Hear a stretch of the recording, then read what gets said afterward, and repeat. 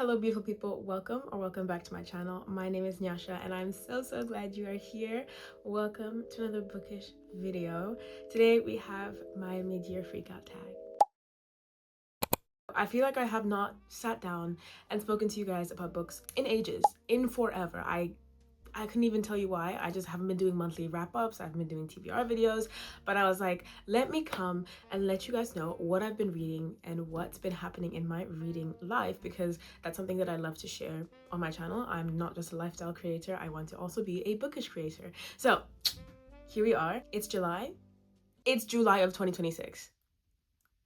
Excuse me, when did we get here? I don't know. Nevertheless, I'm going to talk to you about all the books I've read in the past half of a year, and we're just gonna get into it. Starting off, as always, here are my stats for the first half of the year. I am pretty happy with how many books I've managed to read. My goal for this year is to read 40 books, and I'm currently at 23, so I feel like I'm doing pretty good.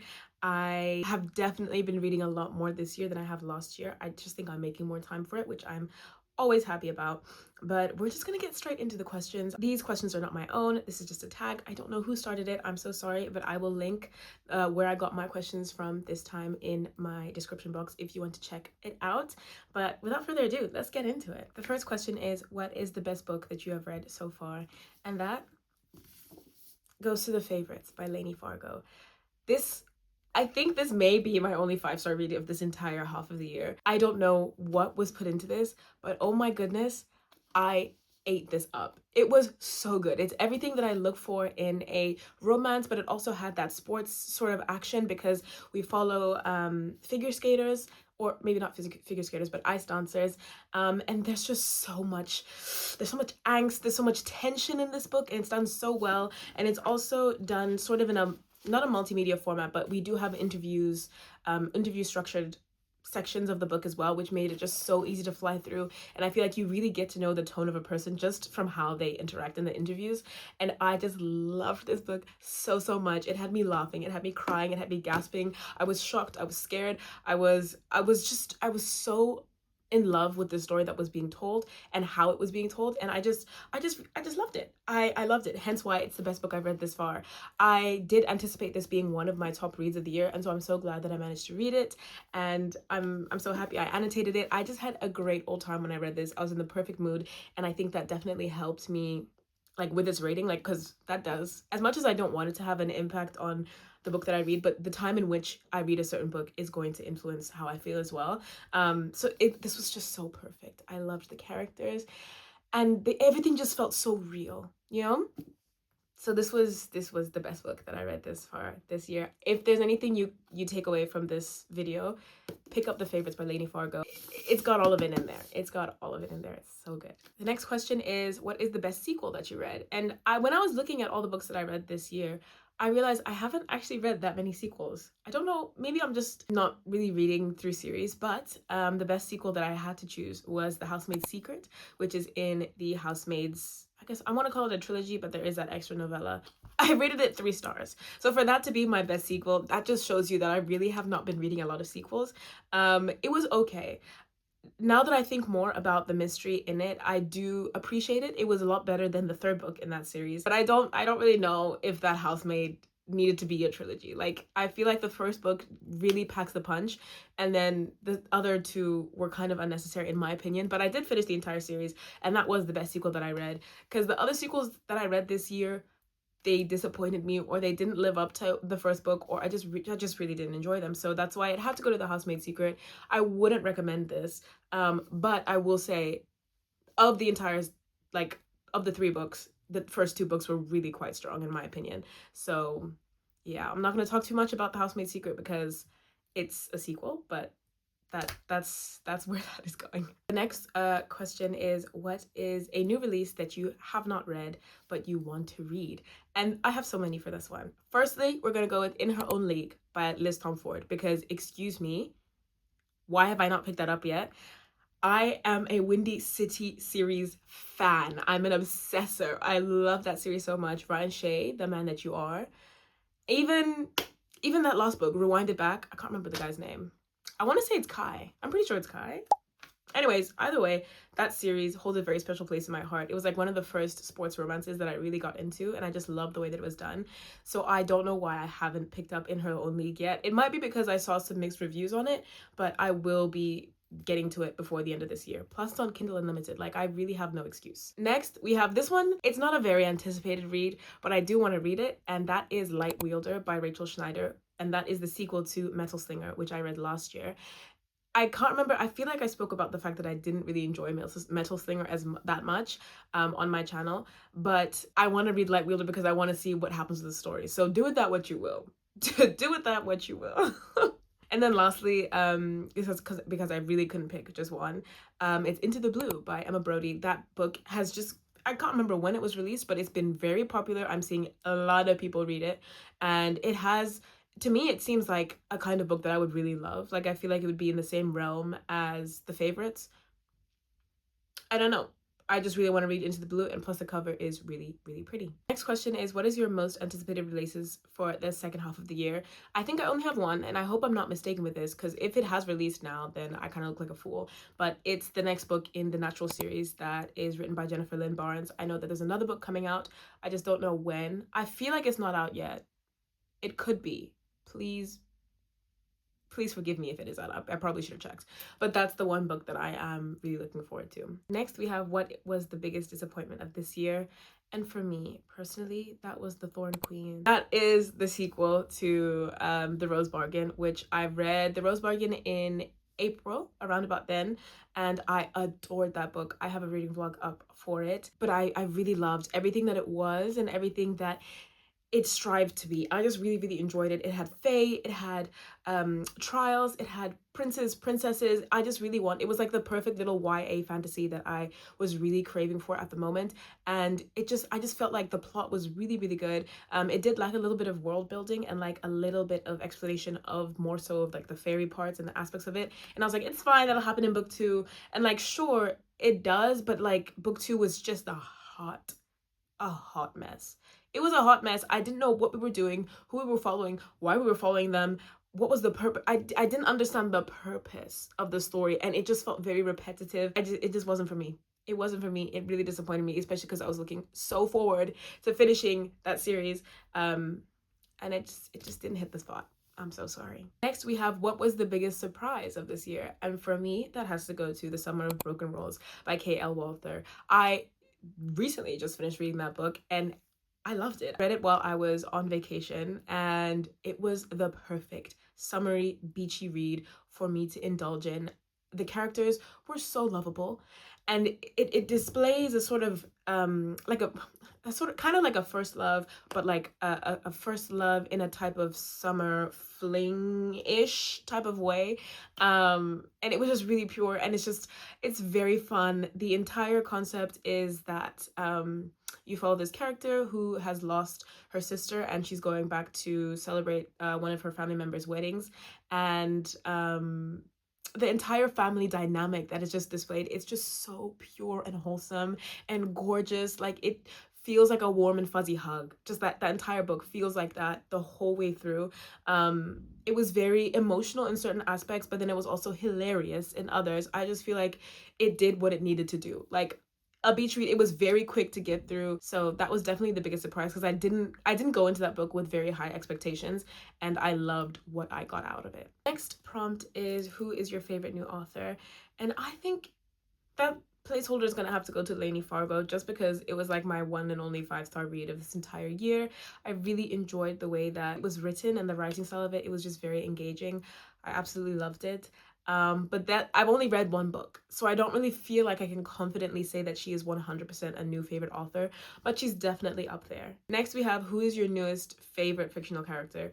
And that is gonna have to go to Michael from the Natural series. I know technically I read most of the Natural series like last year, but I did finish off the series this year reading Bad Blood as well as the little novella 12, and I just love Michael so much. I love him so much, and I actually don't know where other people stand, if people are more team Team Dean rather than team Michael. But if you ask me, Michael has so much more going for him. He starts off as this like really closed off person, and he just develops and grows into someone that Oh, it's so good. It's so good. I just really, really love him, and I don't want to spoil anything, so that's why I'm not even explaining what he becomes. But for a newest favorite fictional character, it has to be Michael. The next prompt we have is a book that made you cry, and that has to go to Full Tilt by Emma Scott.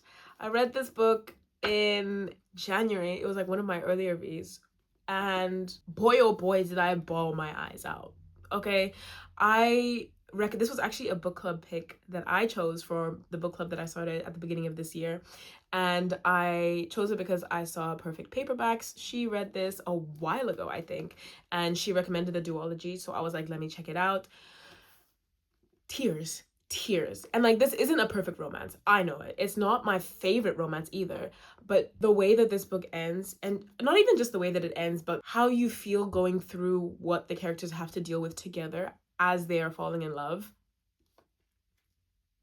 you're gonna get me to start crying now again, because that's just how heartbreaking it was. Many a tear was shed during this. So yeah, that's why it's gonna have to go to Full Tilt. It's still not my favorite romance.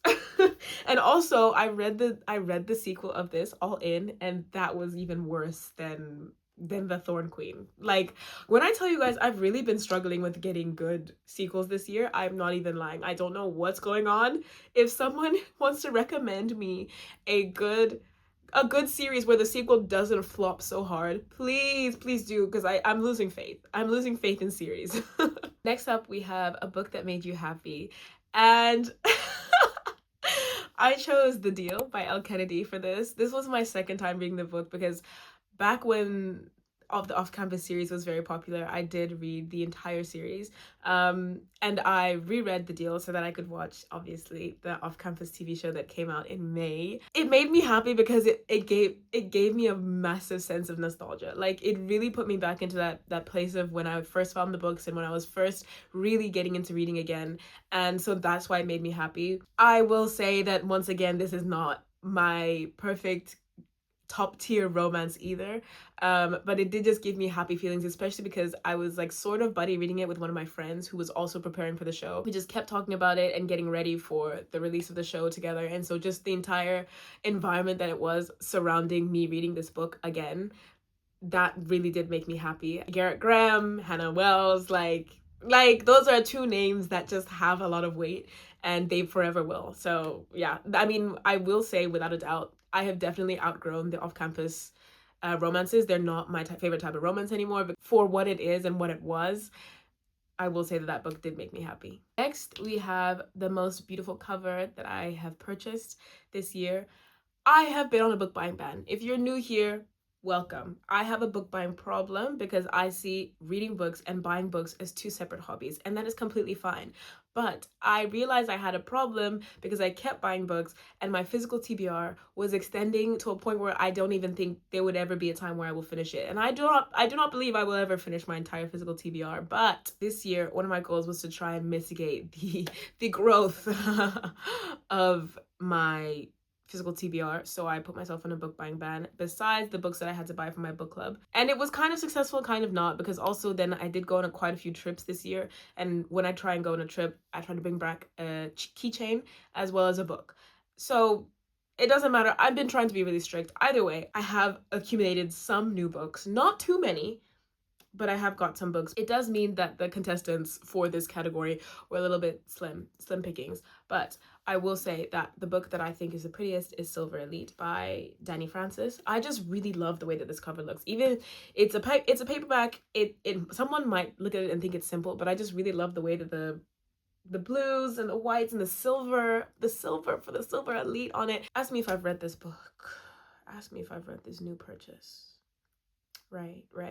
No, right. But yeah, this to me is the prettiest book that I have purchased this entire year, and I do not regret it. To be fair, actually, I did not purchase this book. I was gifted it by my lovely friends Harry and Holly. So I'm gonna count that as a win. We have now made it to the final question of the tag. I feel like I've been speeding through this, but I don't want to talk about what the books are actually about because I don't want to spoil anything, and these are all books that I've read, so it's very easy for me to be like, oh, and by the way, this happened, and then all of a sudden, boom, boom, boom, people are calling me out because I spoiled every single book that I mentioned in this video, so I'm keeping it nice and brief and short to get through it all. But the last question, the last prompt is, what are some books that you need to read before this year ends? You guys are going to see some books on here that you're going to be like, Nyasha, come on now, pattern up. Why have you not read them yet? But let's just exercise a bit of grace with one another, okay? It's tough out here. I don't know why I haven't read some of these books. I'm a mood reader, okay? And if I'm not in the mood, I'm just not going to pick up the book, even though I know I really want to read it. So that's my little preface before we get into this. The first book that I would really like to read, or technically series, I want to continue reading the Harry Potter series. My friend Holly, she is a fanatic, a Harry Potter fanatic. And when I say she's like, she loves it, she loves it. Like, she has several different copies. And so she has lent me her copy. This edition, I think this is a Gryffindor edition. I know nothing about Harry Potter.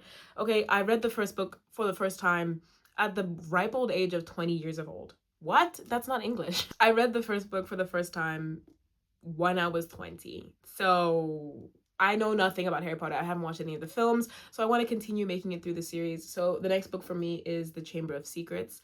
And this is pretty short, and I think I could definitely get through this very quickly, especially because the first book was really nice and easy to read. It's more so when it gets to the thicker books that I'll have issues. But I was thinking to myself recently that I miss Throne of Glass, and I think what I miss about Throne of Glass is the fact that there was just so much to read, and there was so much time for me to spend with these characters, and I just missed that, as well as missing just the actual story. But I'm hoping that this can be my new fantasy hyperfixation that has a lot of books for me to read. Yeah. Next, we also have Binding 13 by Chloe Walsh. The reason I want to read this, besides the fact that I've had this book for, I think it's pushing 3 years, if I'm being honest, is because they announced their show is coming out. And I am someone who really likes to read the book before watching whatever sort of media has come from it. So whether it's a TV show, a movie, if there was a musical, I would do that. I would read the book before I went and watched it. And so now I do actually have a deadline for me to read this. So hopefully it means I pick it up. I'm probably going to pick this up sometime in the autumn, just because that's the vibe that it gives me. If I'm wrong with that, please forgive me. I don't know what happens to this book. I don't know anything about it. And I know that this would be like one of my top favorite romances, simply because it's going to be angsty. I know it's going to be angsty. There's going to be a lot of toxicity. And if you know, you know. Magnolia Parks, that is my top romance series. I love that series with all that I am. So I'm just like, why won't I pick up Binding 13? This might have, its girth, its size might have something to do with it, but I've done worse. Actually, how much is it? Yeah, I've done worse. And you'll find out just now. And then we have a book that you guys are probably going to be yelling at your screen for me to read, because this is now becoming a crime. It is The Invisible Life of Addie LaRue. I know. I started reading it in December of last year, and I was like, guys, this is it. This is the moment. And then I continued the Natural series, and I never picked this book up. But I'm telling you guys, if I get to the end of 2026 and I have not read The Invisible Life of Addie LaRue, I'll have to do some sort of forfeit, because I just need to read this book, because I know I'm going to love it. I just need to read it. And that's all I'm going to say about it. This is going to get read. The last book that I have to finish, or maybe the series again, is Iron Flame by Rebecca Yarros. Fun fact, I've actually been listening to an audiobook of this, and so I have this much to finish. So this is going to be easy to tick off. The only thing is I'm going to have to read Onyx Storm. This book is so long. This book is so long, like disgustingly long, guys. And it's getting to a point where I'm like, can it wrap up? Can it wrap up? Like this, oh my gosh, there's just so much that I could say about this that I will save for whenever I want to talk about it. But this is also a book that I want to finish reading. So that was my mid-year freak out tag. I don't think I freaked out all that much over these books and the books that I had. I had a lot of fun talking about books. It just really brings back my love for reading. Not that it ever goes away, but it just reminds me of why I do this and why I love opening books and reading stories and meeting new characters and just living 1,000 different lives. And I hope this inspires you to pick up a book or finish a book that you have started. And I'd love to know if you have any responses to any of the prompts of this tag. Leave them in the comment section down below. I'd love to chat about books. And I hope you enjoyed this video. I will see you in my next one. Bye.